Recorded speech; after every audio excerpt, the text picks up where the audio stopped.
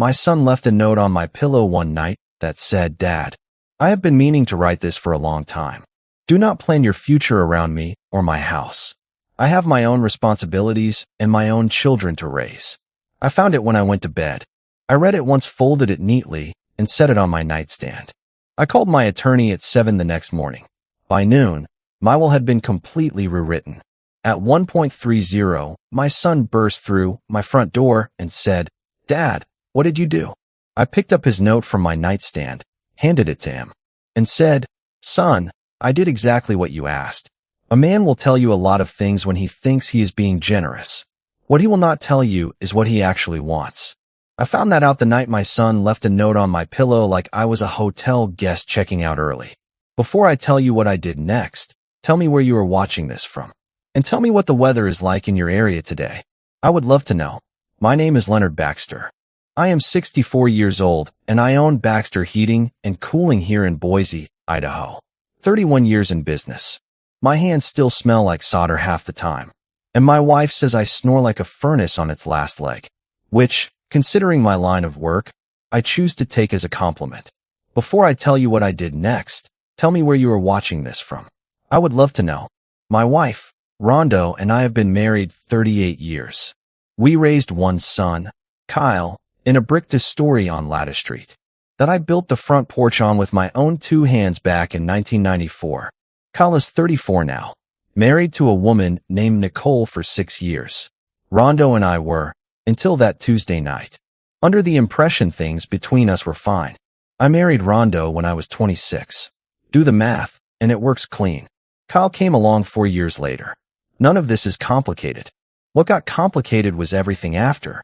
Rondo taught 3rd grade for 29 years before she retired. She still corrects my grammar mid-sentence like I am one of her students. And I let her, because honestly, half the time she is right. My best friend of 22 years is a man named Gerald Yancey, who I met when we both got food poisoning at the same taco stand off Fairview Avenue, and spent 4 hours in adjoining stalls at a gas station bathroom becoming, apparently, lifelong friends. Gerald sells farm equipment. Gerald also does not sugarcoat anything, ever, which is exactly what I needed that week. Here is the thing. For about 3 months before the note, Kyle had been different, quieter at Sunday dinners. He'd bring up money in these sideways little comments. How tight things were, how Nicole's hours got cut at the title company, how they were behind 2 months on the mortgage on their place in Meridian. I noticed it. I did not act on it, because that is what fathers do. We notice things, and we tell ourselves it will pass. Nicole started asking me questions, too. Real specific ones about whether Rhonda and I had updated our estate paperwork lately, whether the house on Lotto was still just in my name. I answered honestly, because I had no reason not to. Mind you, Nicole works as a notary and loan signing agent. She reads documents for a living. I should have paid closer attention to that. There was another thing, small at the time. Back in 2019, I signed a limited power of attorney, so my accountant could close a supplier financing deal for the shop, while Rhonda and I were on a cruise out of Seattle. Nicole helped me fill out the form at Kyle's kitchen table, said it would save me a trip downtown. I signed it. The financing deal closed within the month, and I never once thought about that piece of paper again. That, it turns out, was the mistake. Then came the Tuesday. I came in from the shop late, tired, and there it was. Folded once, sitting square in the middle of my pillow like Rhonda had put a mint there. I opened it and read it standing in my socks. "Dad, I have been meaning to write this for a long time. Do not plan your future around me or my house. I have my own responsibilities and my own children to raise." I read it once. I did not read it twice that night. Not because it did not sting, but because I did not need to. I folded it back along the same crease and set it on my nightstand. Rhonda asked what it was, and I said, "Nothing. Go to sleep." And then I laid there until almost 4 in the morning, staring at the ceiling fan. At 7 the next morning, I called my attorney, Corinne Whitaker, before her office had even opened, and left a message that said, I needed to see her that day. Will in a state, urgent. She called back by 740 and said, "Come in at 9. Corinne has handled our family's paperwork for 11 years. Sharp as a tack, dry as toast. The kind of woman who reads a document twice before she even asked you what you wanted to say? I sat across from her desk at 9 sharp and told her, plain and simple, take my son off everything. The house, the shop, all of it, until further notice. She did not ask me why more than once. She just said, Leonard, are you certain? And I said, I have never been more certain of anything. And she started typing, while she was pulling the current deed. To confirm the property description for the new will, her paralegal ran a standard title search on the Lotta Street house. Routine procedure before any transfer language gets drafted. That is when Corinne went quiet at her computer. For a long moment, she turned the screen toward me and said, Leonard, there's a quitclaim deed recorded against your house. 9 days ago. I read the filing date twice. My hands did not shake. They just went still, resting flat on the arm of the chair, like they belonged to somebody else. The deed had been notarized and filed, using that 2019 power of attorney, the one limited to the supplier financing deal, and nothing else.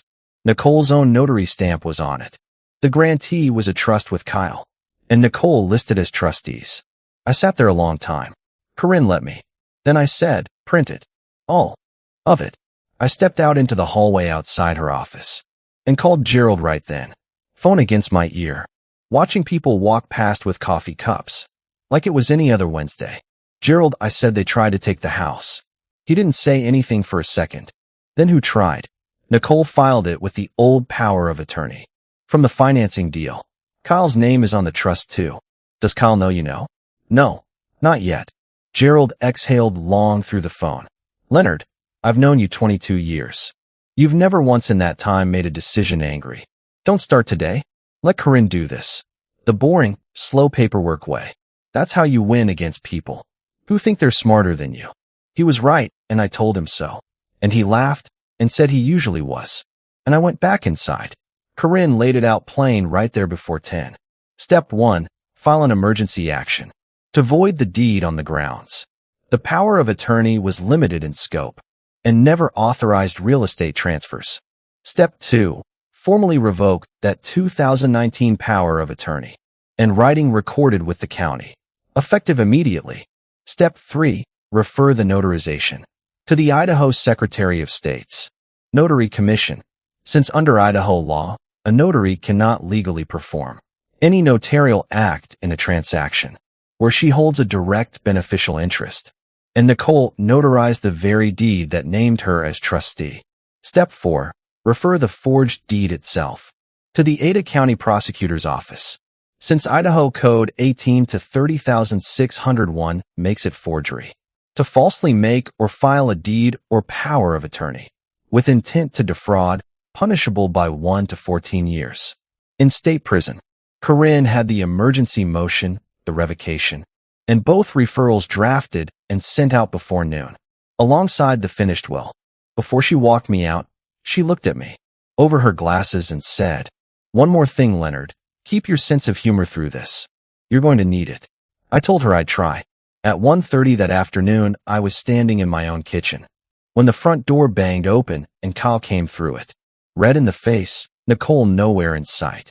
Dad, what did you do? I sat down my coffee. What are you talking about? Corinne called our attorney. You voided a deed. You reported Nicole to the state.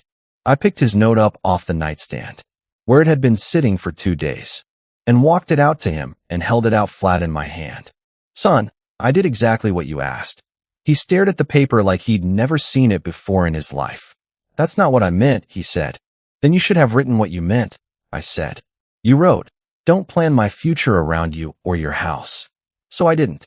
Meanwhile, your wife filed paperwork 9 days before that note, trying to put my house in a trust with your name on it, using a power of attorney that was never meant for anything but a financing deal at the shop. Which one of those was the truth, Kyle? He didn't have an answer. He just stood there in my kitchen with his own handwriting, shaking a little in his hand. And for the first time in 3 months, he didn't say a word about money.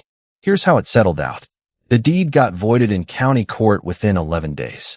Clean and uncontested once Nicole's attorney saw the paper trail and the limited scope of that 2019 form. The Idaho Secretary of State pulled Nicole's notary commission permanently for performing a notarial act on a transaction she held a direct beneficial interest in, a straight violation under Idaho Code 51-108. And that also cost her the job at the title company, since they can't employ an uncommissioned notary in that role. The Ada County prosecutor charged her with forgery under Idaho Code 18-30,601, which carries a possible sentence of 1 to 14 years, given she had no prior record, and the deed was voided before any funds moved. She took a plea to the charge with a suspended sentence, 2 years supervised probation and restitution of $6,200 to cover Corinne's emergency filing costs. With no prison time, the old power of attorney stayed formally revoked and recorded. My will stayed rewritten. Kyle is not in it right now. And I told him straight, that's not permanent, that's a consequence. And consequences can change if trust gets rebuilt honestly. He's still my son. He and Nicole are still married. Though from what Gerald hears through the grapevine, things there are strained. My finances never took a hit, since the deed never fully cleared title before Corinne caught it. Rhonda was steady through the whole thing, madder than I was, if I'm honest. And Gerald showed up twice that week, just to sit on my porch and not say much of anything, which is exactly what a friend of 22 years is supposed to do. 6 weeks later, Rhonda and I were out on that same front porch I built back in 1994, and she was grading absolutely nothing, since she's retired. But old habits die hard, and she was marking up a crossword puzzle instead, correcting the newspaper's own clues like they'd personally wronged her. I said, "You think Kyle will come around?" She didn't even look up from the crossword. "Leonard," she said, "you married a woman who's been proving people wrong for 38 years. Give him time. He'll come around, or he won't. And either way, we'll still be sitting right here on this porch you built, with your own 2 stubborn hands."